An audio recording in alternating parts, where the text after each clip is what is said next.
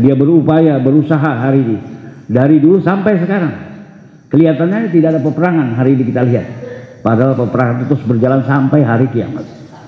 Maka orang tua kita inginkan agar bagaimana ahli batil yang tidak bisa berbuat apa-apa dalam kerja yang mulia ini, maka penting kita siapkan di setiap lini dalam perjuangan kita, baik di mahala kita, baik di halakah kita, baik di markas daerah kita, baik di markas provinsi kita, baik di markas nasional kita.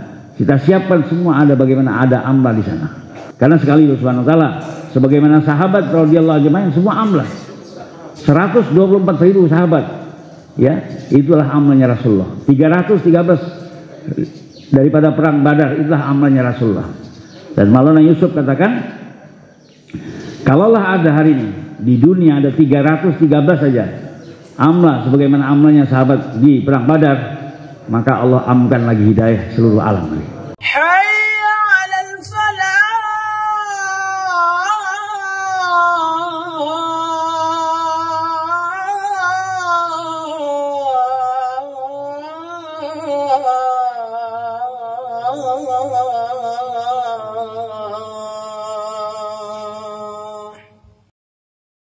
Assalamualaikum warahmatullahi wabarakatuh. Alhamdulillah. Alhamdulillahilladzi arsala rasulahu bil huda wa dinil haq liyudhhirahu 'alad dini kulli wa kafa billahi shahida.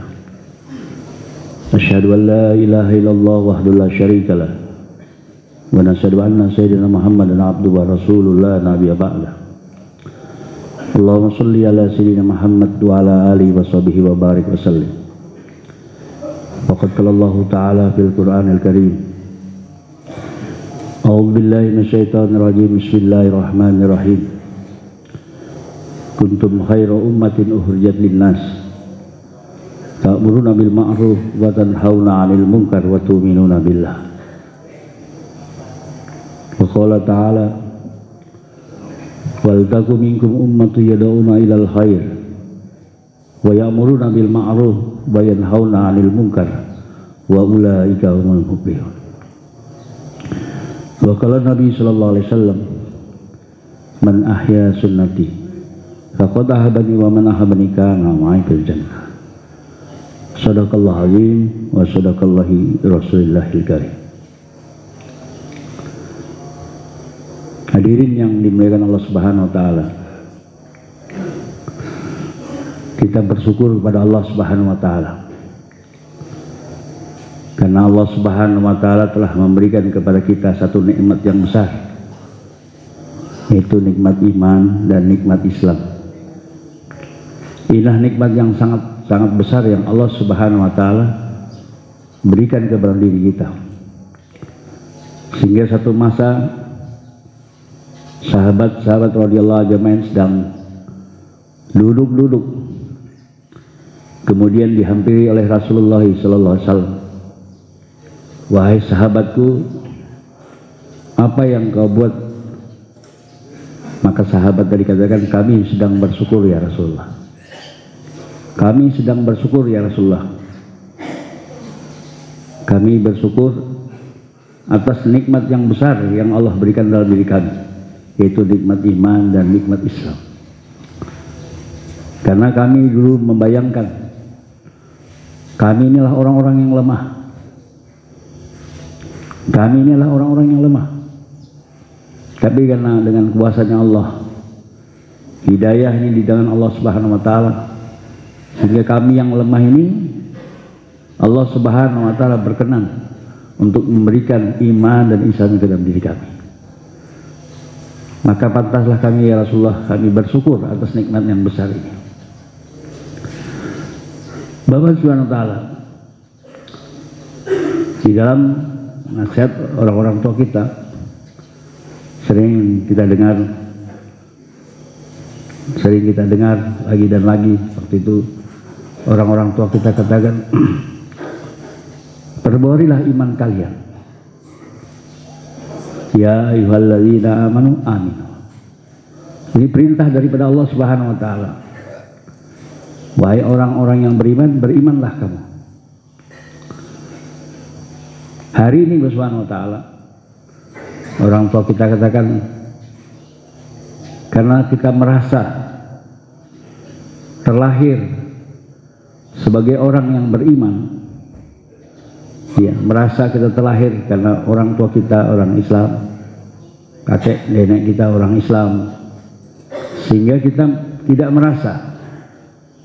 Padahal Allah Subhanahu wa ta'ala beritahukan bahwa perintah iman ini, untuk menyempurnakan iman ini sebenarnya diperintahkan adalah untuk kita, untuk orang iman itu sendiri, bukan untuk orang di luar iman. Karena sifat iman itu yazid wa yanqus. Kadang dia naik, kadang dia turun. Apabila kita taat kepada Allah, maka iman kita meningkat. Apabila kita bermaksiat kepada Allah, maka iman kita akan turun. Ya. Maka diperintahkan ya ayyuhallazina amanu amin. Perintah daripada Allah Subhanahu wa taala.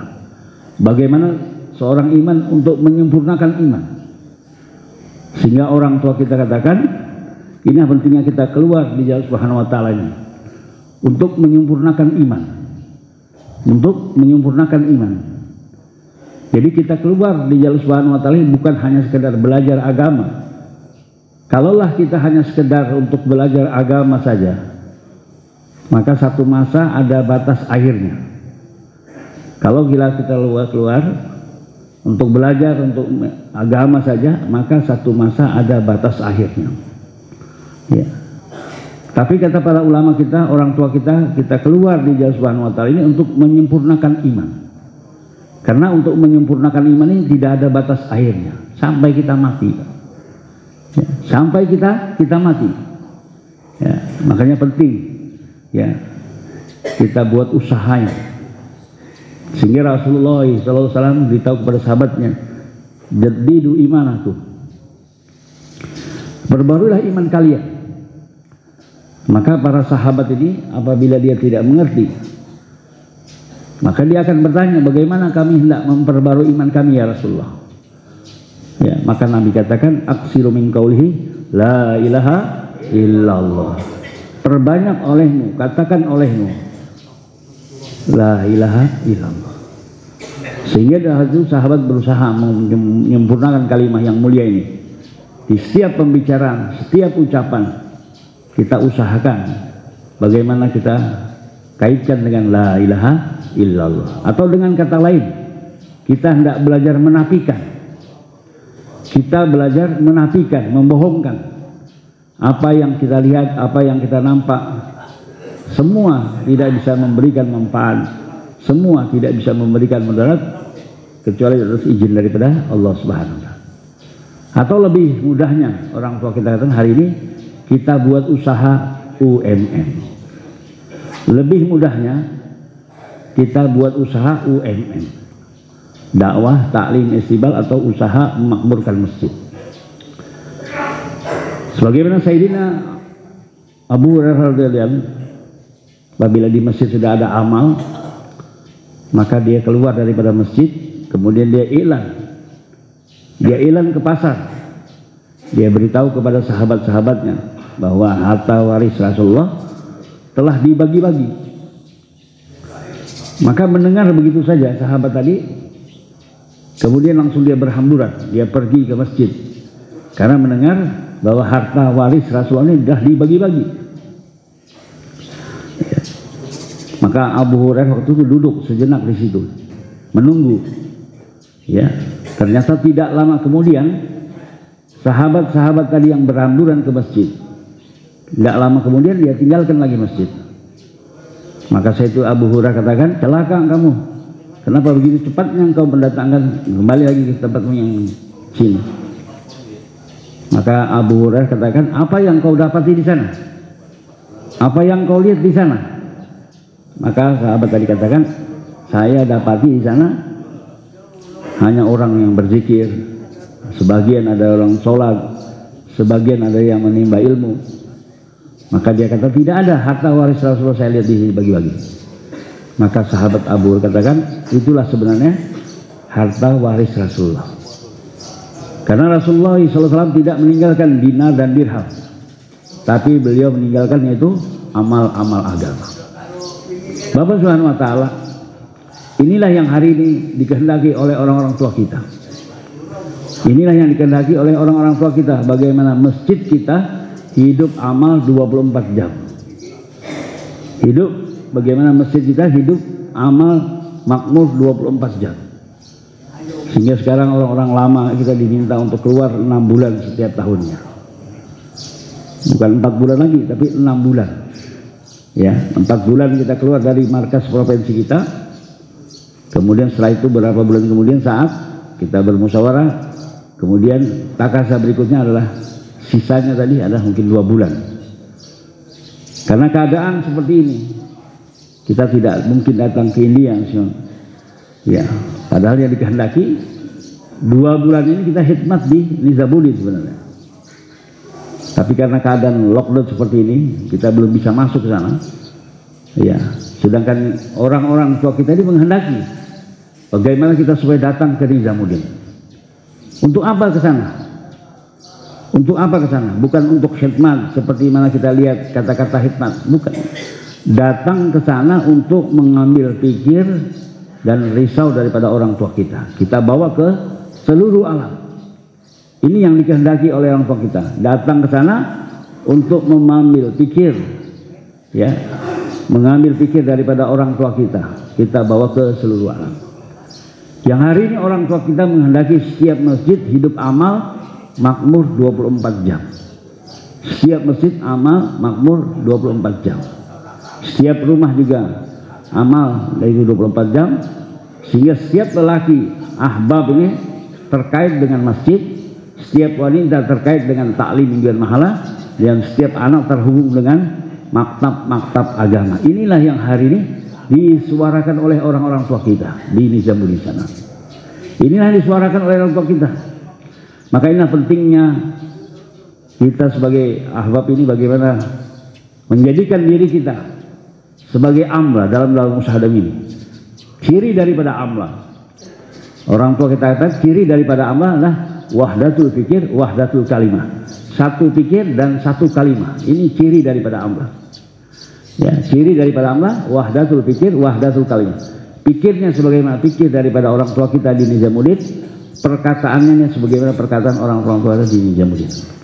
Maka ini kita perlu bawa ke mahala kita bawa ke halakah kita bawa ke markas daerah kita bawa ke markas provinsi kita bawa ke markas nasional kita, dan terhubung dengan markas alami Nizamuddin.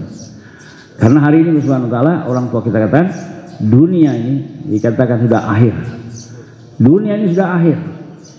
Sementara peperangan antara hak dan batil ini bukan dari dulu sampai sekarang masih ada. Hak yang dimotori oleh para anbiya, batil dimotori oleh para syaitan dan iblis dan dia menginginkan terutama bagaimana ahli dakwah ini, pekerja dakwah ini, bagaimana dia sudah bisa, bagaimana dia hari meninggalkan daripada ini kerja. Ini kerja daripada batil.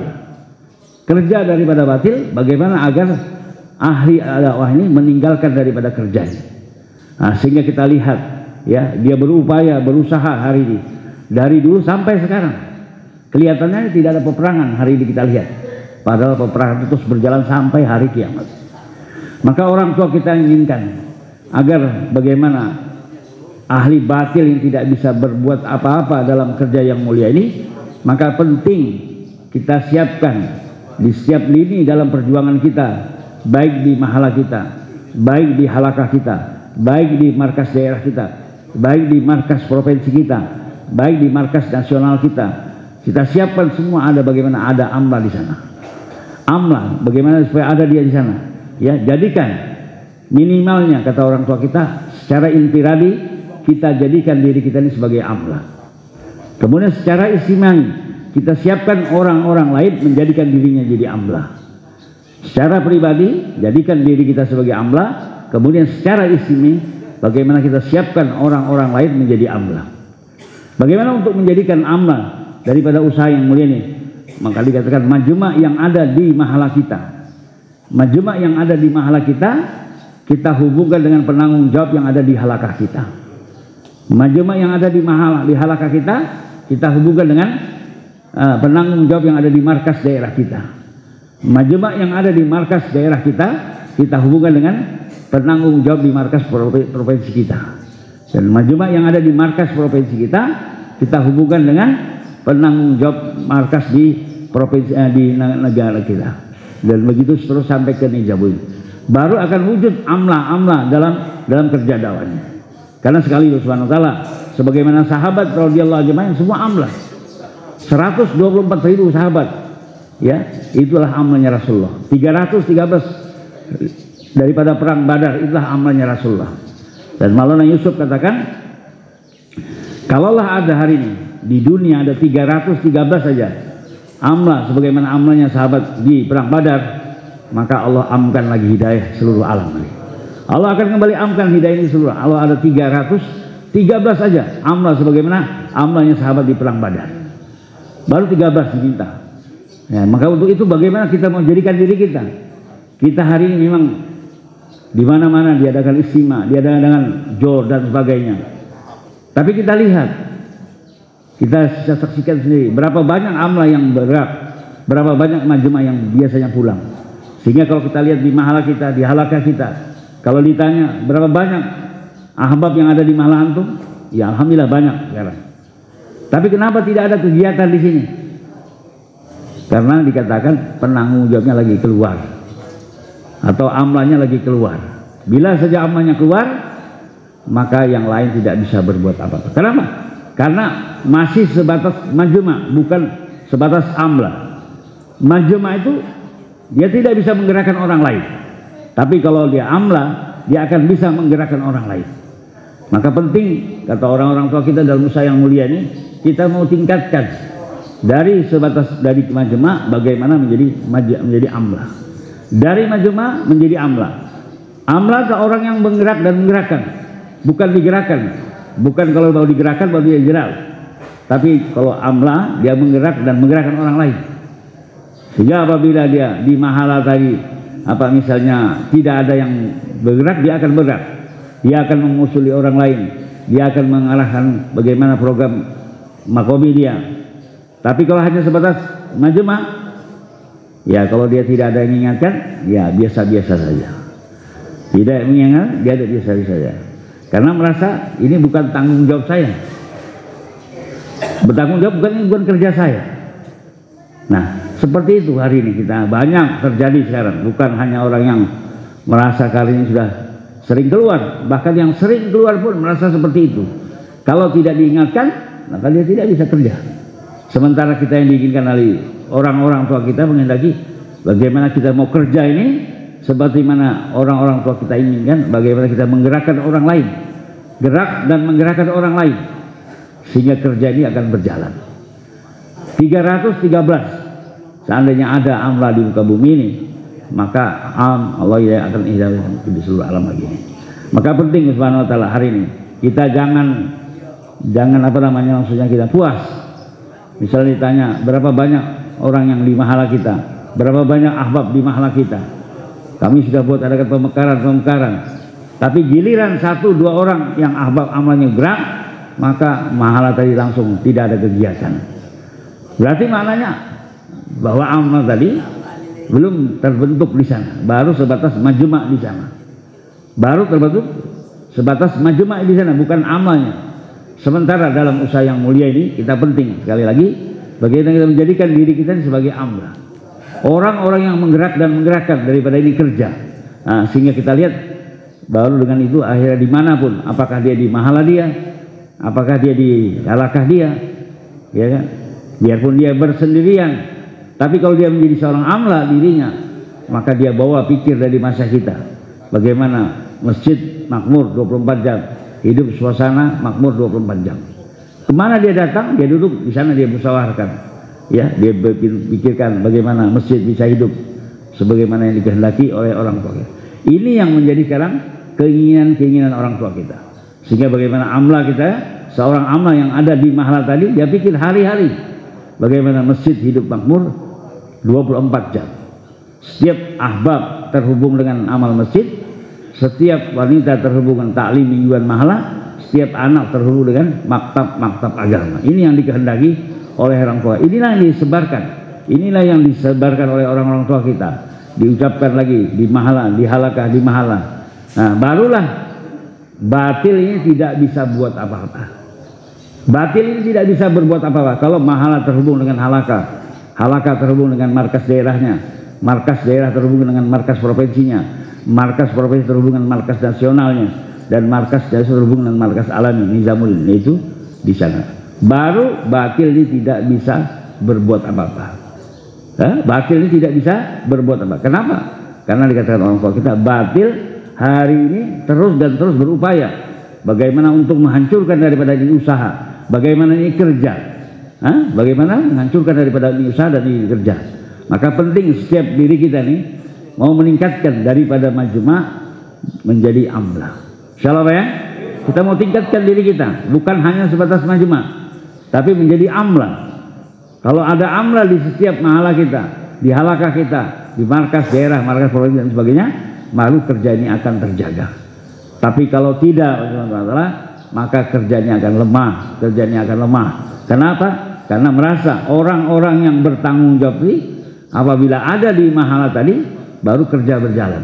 Tapi tak kala orang-orang yang bekerja ini intikoli, maka kerja tidak bisa berjalan. Ini terjadi hampir merata di seluruh dunia hari ini. Maka penting kita mau tingkatkan, ya tingkatkan pengorbanan kita dalam kerja yang mulia ini. Maka disuruh kita 6 bulan setiap tahun. 6 bulan setiap maksudnya apa?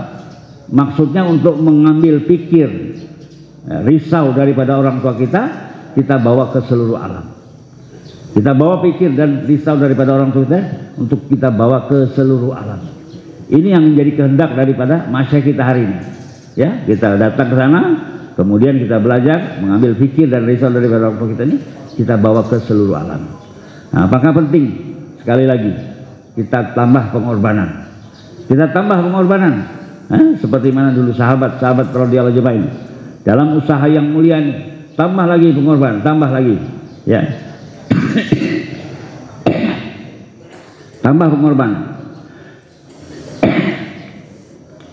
sehingga dikatakan oleh orang tua kita, oleh Nabi Yusuf rahmatullahi katakan, 5 zabunyanu fi masjid. Untuk apa masjid ini dibangun? Untuk apa masjid ini dibangun? Maka sebagaimana orang tua kita lihat, masjid ini dibangun sebagaimana masjid yang dikehendaki, seperti mana masjid di Masjid Nabawi. Ini yang dikehendaki oleh orang tua kita. Keinginan daripada orang tua kita, bagaimana setiap masjid hidup amal makmur 24 jam. Masjid makmur 24 jam. Maka ini menjadi tanggung jawab kita semua. Ya, tanggung jawab kita semua hari ini. Ya, seperti mana kita dengar karguzari orang tua kita.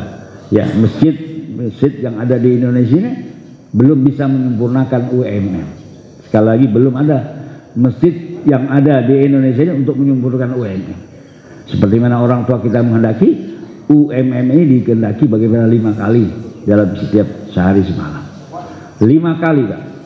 Bukan sekali, bukan 2 kali, bukan 3 kali, tapi 5 kali. Maka penting setiap ahbab yang lama terutama bagaimana membagikan masanya.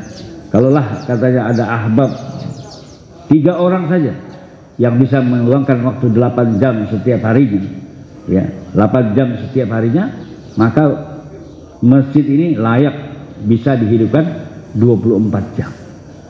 Masjid bisa dihidupkan 24 jam. Ya, kalau misalnya ada orang lama ahbab ini meluangkan waktunya, menyisihkan waktu 8 jam setiap hari saja untuk masjidnya, maka otomatis subhanahu wa ta'ala UMM ini akan berjalan seperti mana yang dikehendaki 5 kali dalam sehari semalam. Ya, ini yang dikehendaki sekarang. Makanya ini takaza. Ini yang menjadi takaza. Kata orang-orang tua kita, bagaimana untuk menghidupkan masjid, mengakurkan masjid hidup amal makmur 24 jam. Ini takaza kita semua. Ya, makanya kita adakan adanya musda, musyawarah dan sebagainya. Targetnya itu bagaimana berpikir, bagaimana pulang masjid dihidupkan, makmurkan, begitu ya rumah dihidupkan amal, kemudian setiap anak terhubung dengan maktab agama. Ini yang menjadi keinginan-keinginan daripada orang tua kita. Makanya dikatakan penting Seorang amla punya pikir, punya perkataan yang sama. Dia datang ke mahalanya, dia bawa pikir dan perkataan sebagaimana masyayikh kita. Apabila dia di mahala dia bawa pikir sebagaimana pikir daripada masyayikh kita, hidupkan masjid 24 jam, berarti maknanya dia juga amla. Ya, tapi kalau dia di mahala dia, biarpun dia orang-orang lama, tapi dia tidak pernah pikir bagaimana masjid hidupkan 24 jam, maka dia belum dilayakkan, belum dinyatakan layak untuk sebagai amla. Kenapa? Hanya sebatas majma'. Hanya sebatas majma' saja. Makanya perlunya pengorbanan dalam usaha yang mulia ini. Dengan pengorbanan ini akan wujud sifat. Dengan pengorbanan tadi dikatakan orang tua kita akan mewujudkan sifat. Sebagaimana sahabat-sahabat kalau dia lagi main, karena dia korban lagi, korban lagi, dan dia suhbah dengan Nabi, maka kita lihat kehidupannya yang menjadi benar. Pertolongan Allah Subhanahu wa taala datang kehidupan pada sahabat tersebut. Ya, begitu juga kita hari ini. Kalau inginkan bagaimana pertolongan Allah Subhanahu wa taala kepada ini umat ini datang lagi, maka kita sebagai ahbab ini bertanggung jawab untuk memakmurkan masjid 24 jam. Apabila ahbab ini berpikir terus dan terus menghidupkan masjid 24 jam, inilah yang menjadikan datangkan pertolongan daripada Allah Subhanahu wa taala kepada di umat. Akan datang kepada ini umat. Karena memang untuk datangnya agama, untuk wujudnya ini agama, Allah Subhanahu wa taala wujudkan, yaitu sebagaimana para malaikat dan manusia ini bekerja sama bagaimana untuk wujudkan daripada ini agama. Ya, agama. Dan ini Allah Subhanahu wa taala akan lihat bukan karena kelebihan kita, kepandaian kita. Tapi Allah akan, agama ini akan Allah lihat dengan kabiliyat daripada Allah Subhanahu wa taala ini akan Allah lihat atas sifat-sifat yang datang dalam diri daripada bekerja dalam. Semakin baik, semakin wujud sifat yang mulia dalam kehidupannya, maka qabuliat dalam dakwah ini akan datang. Ya, qabuliat ini akan datang bukan karena kapasitas yang menyebabkan dia diterimanya dalam usaha yang mulia ini, tapi usahanya diterima karena yang qabuliat daripada Allah Subhanahu wa taala. Sebab apa? Karena semua ahbab tadi punya sifat. Semakin baik, semakin banyak sifat-sifat yang dikehendaki, maka qabuliat akan datang. Maka perlu sekali lagi Allah Subhanahu wa taala, kita yang telah dinisbatkan, dihubungkan dengan usaha yang mulia ini, bagaimana kita betul-betul jaga. Ya, kita nisbatkan bagaimana kita ada munasabah dalam kerja dakwah ini.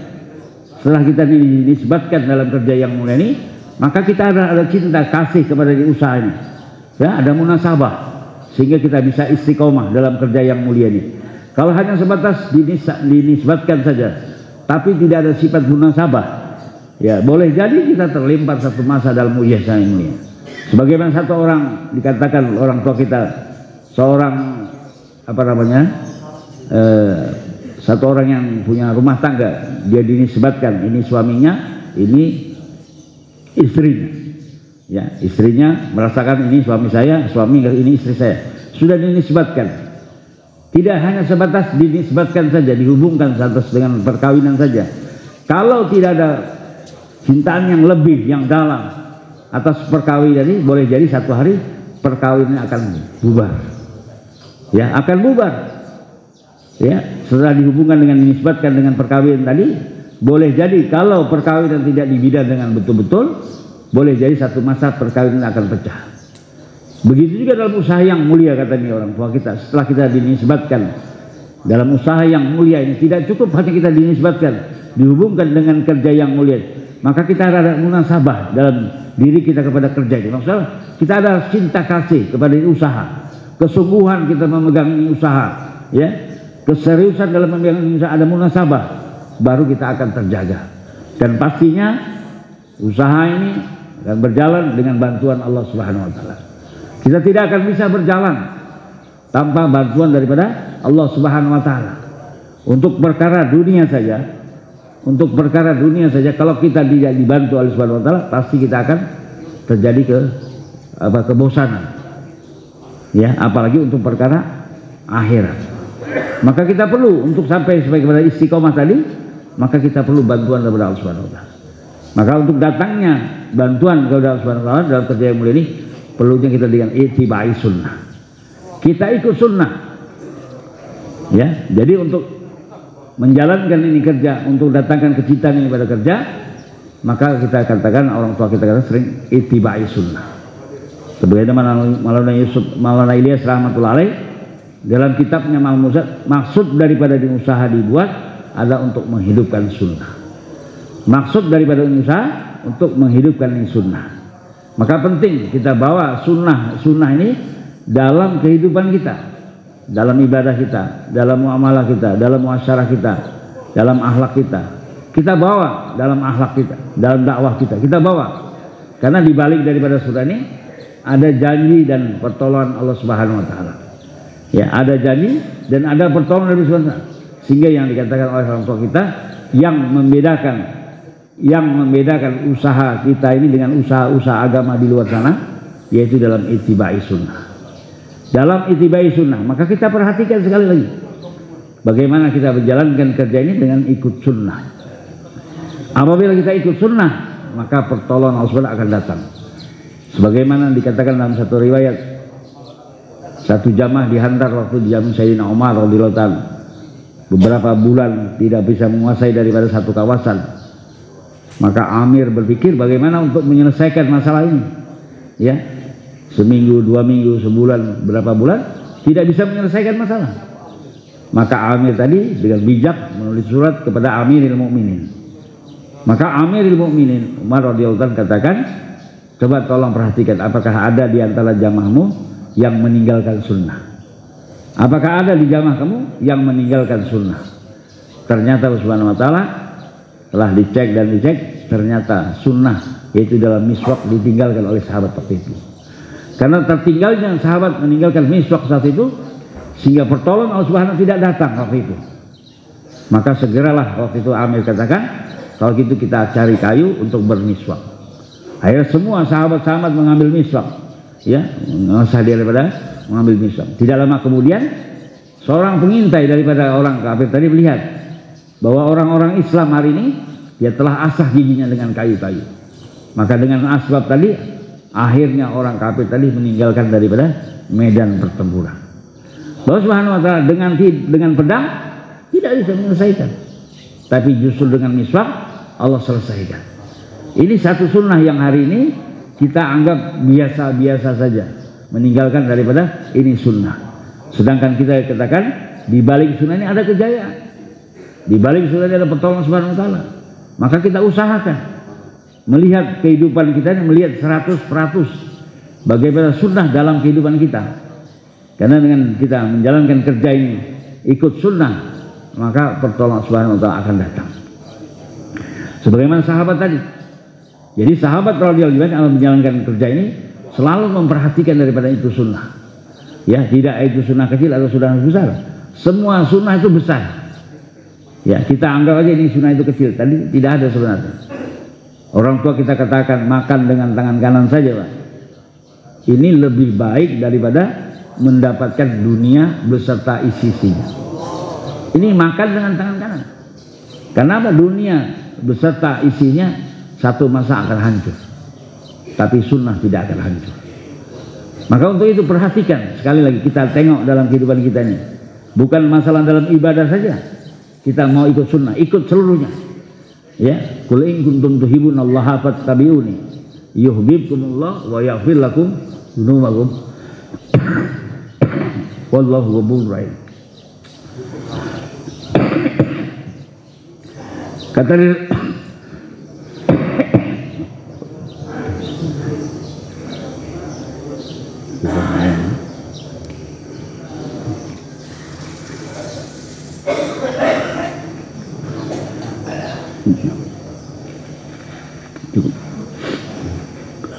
kembali ke Allah. Jadi Nabi katakan, apabila kamu betul-betul cinta kepada Allah, ikutilah aku.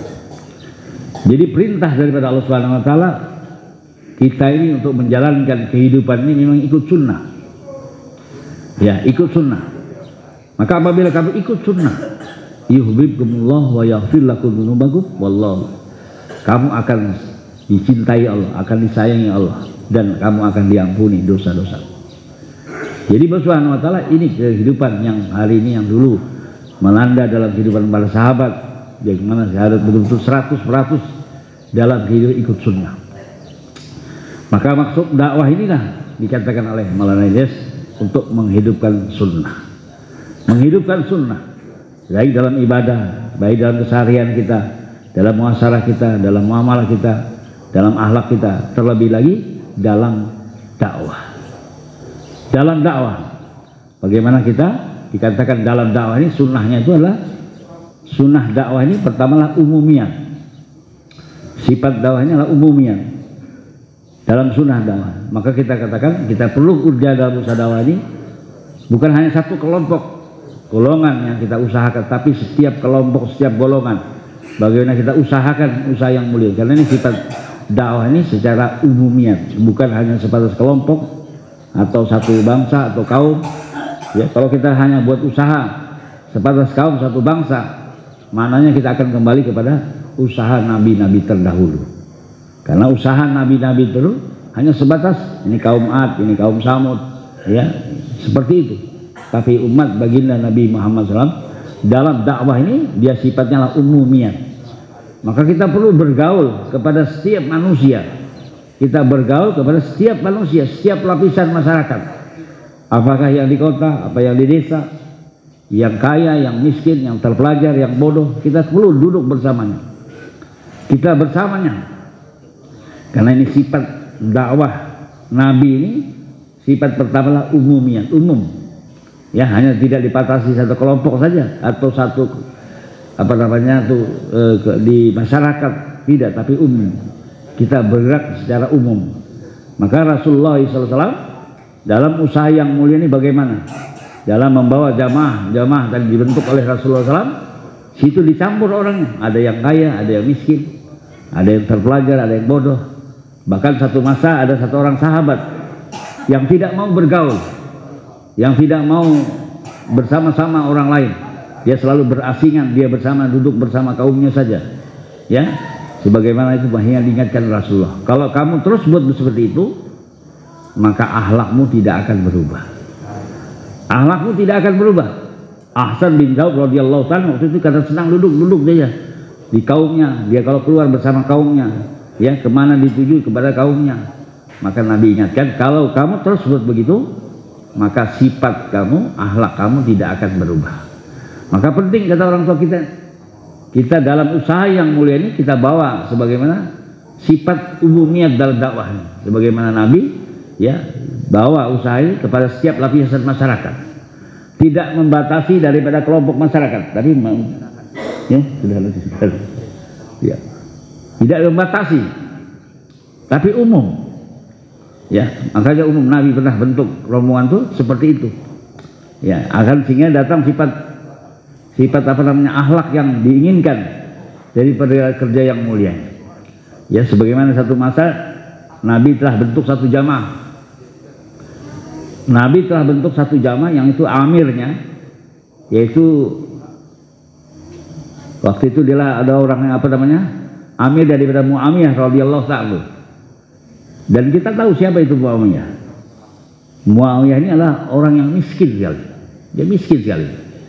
Nah, satu saat Nabi telah bentuk jamaah yang waktu itu dipimpin oleh daripada amirnya Muawiyah tadi. Yang amirnya situ ada jamaah itu ada orang kaya, orang yang baru masuk Islam, ya Tufail bin Hazar waktu itu dikatakan.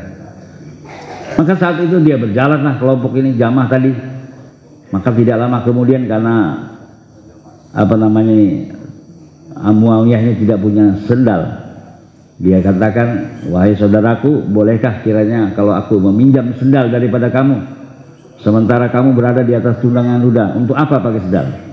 Maka Tufail bin Hajar tadi katakan, kalaulah sendal saya ini kau pakai, tentunya saya akan hina karena engkau orang yang hina. Akhirnya itu Muawiyah radhiyallahu anhu diam saja. Dia tidak merasa apa namanya tersinggung. Sudah berjalan begitu, maka akhirnya pun Muawiyah pun mohon kepada Tufail bin Hajar, wahai Tufail, kamu naik kendaraan. Seandainya kalau aku ikut di kendaraan bagaimana? Maka begitulah katanya Tufail bin Hajar tadi, saya akan lebih hina lagi karena engkau orang yang miskin. Maka Muawiyah pun dengan sabar mendengar perkataan daripada makmurnya tadi. Setelah waktu berjalan, setelah meninggalnya Rasulullah, meninggalnya sahabat Abu Bakar, Umar, Utsman dan Ali, akhirnya Muawiyah pun diangkat menjadi waktu itu khalifah berikutnya. Maka apabila Muawiyah tadi sudah menjadi khalifah, sementara Tufail bin Hajar ini sudah menjadi orang yang biasa. Ya, dia sudah tidak seperti mana dulu, karena merasa dulu dia baru kenal daripada ini agama. Kemudian dia merasa dia dengan keduniaan merasa tinggi. Ya, maka setelah dia berjalannya waktu, akhirnya Muawiyah radhiyallahu ta'ala dia menjadi raja. Sementara Tufail bin Hajar itu menjadi rakyat biasa. Dia menjadi rakyat biasa. Maka saat itu juga waktu dia datang ke kerajaan tadi, maka waktu itu dia berhadapan. Maka Muawiyah radhiyallahu ta'ala lihat bahwa ini Tufail akan datang kepadanya. Maka saat itu juga Muawiyah katakan, wahai Tufail, kira-kira kursi yang saya duduk ini lebih mulia mana daripada tunggangan kamu dulu? Maka Tufail bin Hajar tadi diam saja. Dia tidak menyahut apa-apa. Singkat cerita dia katakan, saya kan dulu orang baru katanya. Saya dulu orang baru. Saya tidak tahu bagaimana tertib daripada ini kerja. Saya tidak menghargai daripada apa yang itu bahwa engkau adalah amir. Tapi sekarang ini Allah balik, engkau sekarang menjadi raja, saya menjadi makmur katanya. Itulah kerja dalam usaha yang mulia ini. Disuruh sabar. Sifat sabar dalam menjalankan kerja ini yang akan mengangkat derajat kita dalam kerja yang mulia ini. Ya, berhadapan siapa saja, dengan siapa saja, kita harus sabar. Ini yang dicontohkan Nabi kepada sahabat-sahabat Nabi dulu. Ya, Nabi pun begitu dalam menghadapi sahabat-sahabatnya. Ya, bagaimana menghadapi kerabat-kerabatnya dengan sabar. Sebagaimana Muawiyah radhiyallahu anhu menghadapi Tufail bin Hajar. Waktu itu dia masih baru mengenal Islam. Baru dia mengenal Islam, belum lama mengenal Islam, sehingga waktu itu karena merasa dengan kebendaannya tadi, dia merasa dengan kebendaannya dia merasa dia tinggi. Ternyata subhanahu wa ta'ala dengan berjalannya waktu dia sadar bahwa kebendaan yang dalam diri saya ini ternyata tidak membawa keuntungan dalam diri saya. Sehingga sifat sabar yang dimiliki oleh Muawiyah, sehingga Allah angkat derajatnya, dia sehingga menjadi raja. Begitu juga sahabat-sahabat yang lainnya. Sahabat-sahabat yang lain punya sifat yang begitu luar biasa. Ya, bagaimana dikatakan satu masa Abu Bakar As-Siddiq dan Umar radhiyallahu ta'ala, kisahkan dalam satu riwayat dikatakan dia sedang tawaf. Apabila dia sedang tawaf, maka selesai dia tawaf, ya, maka apabila dia mau keluar meninggalkan daripada masjid tadi, maka dia lihat ternyata ada satu orang pemuda yang membawa orang tuanya untuk tawaf. Maka sejenak kemudian Sayyidina Abu Bakar, Sayyidina Umar tadi katakan, alangkah baiknya kita minta doa kepada orang tadi, karena dia telah khidmat kepada orang tuanya. Maka sahabat Abu Bakar tadi tidak merasa besar, begitu juga sahabat Umar tidak merasa besar, tidak merasa hina kalau dia minta doa kepada pemuda tadi. Maka akhir singkat cerita, Abu Bakar dan Umar tadi dia ikuti. Dia lihat pemuda tadi, dia ikut daripada tawaf. Apabila selesai dia tawaf, kemudian setelah itu dia berdoa. Maka saat itu juga Abu Bakar dan Umar katakan, wahai saudaraku, doakan saya. Karena melihat pemuda ini telah dia khidmat kepada orang tuanya. Pasti Allah akan memberikan rahmat yang besar kepada pemuda ini. Maka Umar pun, Abu Bakar pun berpikir, alangkah baiknya kalau kita minta juga doa kepada pemuda tadi. Biasanya kalau kita hari ini kan minta doa kepada masyayikh, minta doa kepada kiai, ulama. Tapi Abu Bakar yang setingkat Abu Bakar, setingkat Umar, itu doa melihat orang yang berkhidmat kepada orang tuanya, dia pun minta doa. Padahal kita tahu siapa itu Abu Bakar, siapa itu Umar, orang besar, Pak. Sehingga satu masa dikerjakan waktu Rasulullah SAW duduk bersama istrinya Aisyah radhiyallahu anha. Maka sedang duduk-duduk. Apabila dia sedang duduk-duduk, maka saat itu Rasulullah melihat bintang gemintang di atas daripada langit yang begitu banyak gemintang. Maka saat itu juga Abu Bakar kepada Umar beritahu kepada istrinya Rasulullah kepada Aisyah, ya Aisyah, ini lihat loh bintang gemintang di bulan kan. Maka siapa kira-kira amal siapa yang kira-kira sebanyak amal bintang di langit ini? Amal siapa? Pasti harapan daripada Aisyah ayahnya. Nggak mungkin orang lain. Ya, pahala atau begitu banyak pahala yang sebanyak di bintang, pasti harapan daripada Aisyah adalah orang tuanya Abu Bakar. Maka saat itu juga Rasulullah katakan, ini pahala sebanyak bintang ini pahalanya Umar. Maka saat itu juga Aisyah agak sedikit bagaimana gitu. Dia berpikiran, pasti ayahku punya amal sebanyak bintang-bintang di langit ini. Berharap bapaknya. Ternyata Rasulullah katakan, ini pahala daripada Sayyidina Umar katanya. Ya, agak sedikit gimana, kecewa daripada Aisyah. Maka saat itu juga Aisyah, Rasulullah katakan, wahai Aisyah, ini pahalanya Umar, tapi pahala ayahmu ini satu hari pahala di ayahmu saja. Kalau ini kan pahala seluruh amal daripada Umar, tapi ini satu hari pahala daripada ayahmu. Jadi begitulah Rasulullah menggembirakan juga daripada istrinya, yaitu putri daripada Abu Bakar, yaitu Aisyah radhiyallahu ta'ala.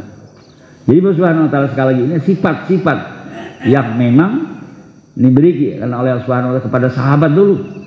Bahkan Rasulullah sendiri bagaimana dalam satu usaha waktu beliau hendak hijrah.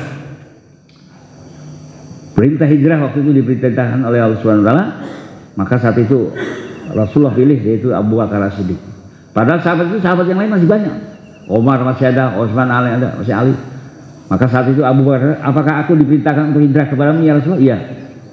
Nah, begitu senangnya karena memang satu, sehingga Abu Bakar katakan, aku telah sediakan 2 kendaraan untukmu. 1 kendaraan untukku dan 1 kendaraan untukku. Maka kata Rasulullah, ya aku pakai tapi dengan catatan aku berhutang. Nanti aku pinjam di Madinah.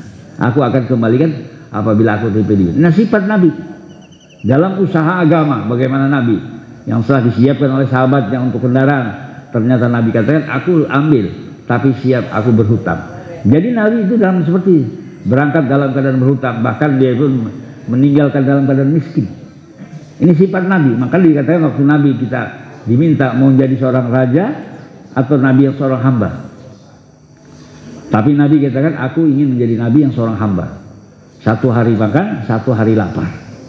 1 hari makan, 1 hari lapar. Padahal bukit Tihaman seluruh di Mekah, Madinah itu kalau mau dijadikan emas semua akan jadi emas. Tapi Nabi tak kalah ditawarkan menjadi raja, Nabi yang seorang raja atau seorang hamba, justru Nabi kita menjadi seorang hamba. 1 hari aku makan, 1 hari aku lapar. Ini sifat ketawaduan Nabi kita Muhammad SAW. Maka sifat yang kedua tadi, di samping kita buat kerja secara istimewa, maka kita buat kerja dengan tawadu. Karena ini kerja besar. Dengan tawadu. Karena kalau kerja besar ini ya dibuat dengan tawadu baru bisa berjalan. Kalau kerja dunia, kalau kerja ini berjalan dengan keakuan, baru dia akan bisa berjalan. Ini saya punya, baru bisa berjalan. Tapi kalau kerja agamanya bukan, tapi justru kerja ini berjalan dengan ketawaduan. Ya, tawadu ya. Ya, bagaimana Nabi kita tuh, kita lihat ya, menjalankan kerja ini dengan ketawaduan, bukan dengan merasa hebat, merasa bagus dan sebagainya, tidak. Kalau dunia seperti itu, dunia. Tapi kalau untuk agama dengan ketawaduan, sehingga tampak kebesaran daripada usaha ini. Maka penting kita Subhanahu wa ta'ala dalam kerja yang mulia ini kita lihat bagaimana kita bawa sifat tawadu. Sifat tawadu, inilah sifat dalam dakwah Nabi. Pertama sifatnya umumiyat, dan yang kedua sifat Nabi itu dakwah Nabi lah dengan tawadu, merendah diri, merasa rendah diri, ya, merasa rendah diri. Ya seperti itulah kita. Baru usaha ini, baru kerja ini akan berjalan. Ya, maka penting sekali lagi sifat-sifat yang dimiliki para Nabi dan sahabat-sahabat Nabi dulu menjalankan kerja ini perlu kita ulang-ulang. Kita ulang-ulang sifat ini. Kenapa? Makanya perlunya kita bicara 6 sifat lagi dan lagi untuk menjadi sifat bagi wujud dalam kehidupan kita. Dengan wujudnya sifat dalam kehidupan tidak, baru akan berjalan dakwahnya. Akan berjalan. Ya, dakwah ini bukan dengan kekerasan, dengan kehebatan, tidak, dengan sifat baru akan berjalan. Nah, kita lihatlah orang-orang tua kita, makanya kita perlu suhbah dengan orang-orang tua kita yang di sana, di India, di Bangladesh, kita lihat di Pakistan, kita lihat bagaimana orang tua kita ini menjalankan ini kerja dengan tawadu, ya, dengan tawadu. Pertama sifatnya umumiyat, dan yang kedua tawadu. Ini sifat dakwah Nabi, sunnah dalam dakwahnya Nabi. Maka kita perlu bawa juga dalam kehidupan kita. Insyaallah ya. Ya, dan kemudian sekali lagi kita pastikan kita mau jadikan diri kita ini bukan hanya sebatas penjemak saja dalam dakwah ini, tapi menjadi amlah. Amlah sekali lagi, bukan hanya sebatas menjemak. Kalau dikata orang tua kita, berapa banyak yang hadir di markas setiap malam markas? Alhamdulillah 1000-2000 orang. Tapi kalau dilihat ternyata beberapa orang pekerja sudah keluar, maka kerjaan terhenti, di mahala terhenti, di halaqah terhenti, di markas dia terhenti. Kenapa? Karena sebatas majma', bukan amlah dia. Bukan amlah dia. Sementara Nabi yang dikehendaki sebagaimana sahabat Nabi 124.000 di para ahli haji wada, itulah amlahnya Nabi. Baik itu rijal, baik pun mansur, baik itu anak, semua amlah. Dan ciri ada di para itu wahdatul fikir, wahdatul kalim. Sehingga dikatakan satu kisahkan waktu Abu Sofyan, waktu itu dia ingin meminta kelonggaran dalam masalah perjanjian Hudaybiyah. Dia ingin bagaimana diperpanjang masa perjanjian Hudaybiyah. Maka tahu bahwa Nabi Abu Sofyan ini akan datang, akan minta waktu untuk kelonggaran, waktu untuk menambah perjanjian Hudaybiyah. Maka apa kata Nabi? Jangan sakiti dia, jangan singgung perasaannya, buat dia putus asa. Nabi pesankan kepada sahabatnya sendiri, jangan sakiti dia, jangan singgung perasaannya, dan buat dia putus asa.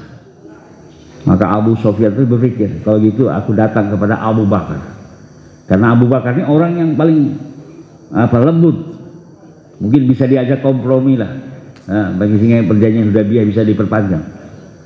Ternyata apabila sampai ke hadapan Abu Bakar As-Siddiq, maka Abu Bakar katakan, aku hanya taat kepada Allah dan Rasulnya saja, aku tidak bisa buat apa-apa.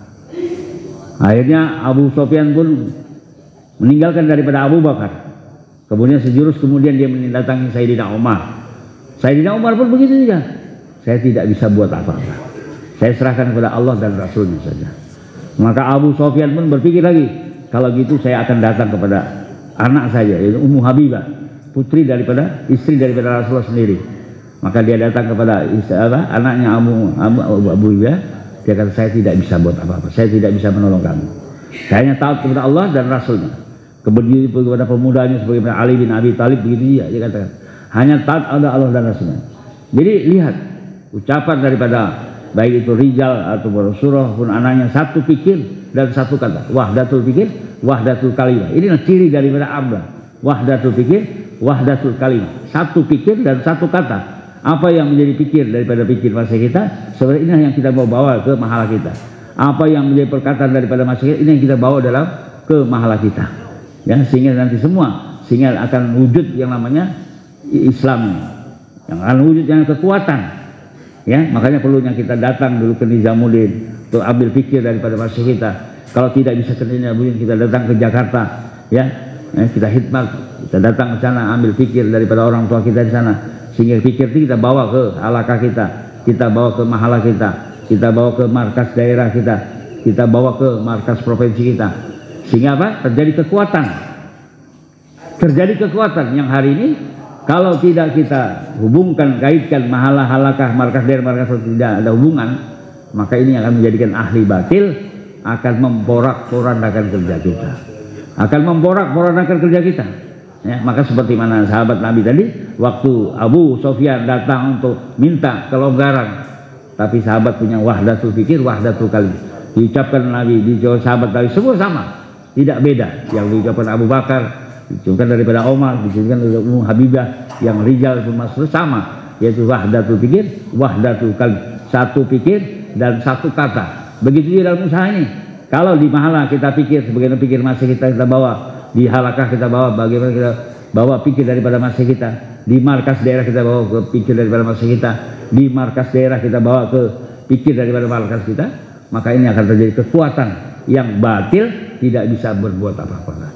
Maka batinnya akan terjadi putus asa dalam menjalankan kerjaan, akan menghancurkan daripada kerja. Maka pentingnya kita usaha di mahala kita wujudkan amla, di halakah kita wujudkan amla, di markas daerah kita wujudkan amla, di markas provinsi kita wujudkan amla, di markas nasional kita wujudkan amla, terhubung dengan markas alami Nizamuddin. Insyaallah ya. Untuk itu perlu pertama pengorbanan.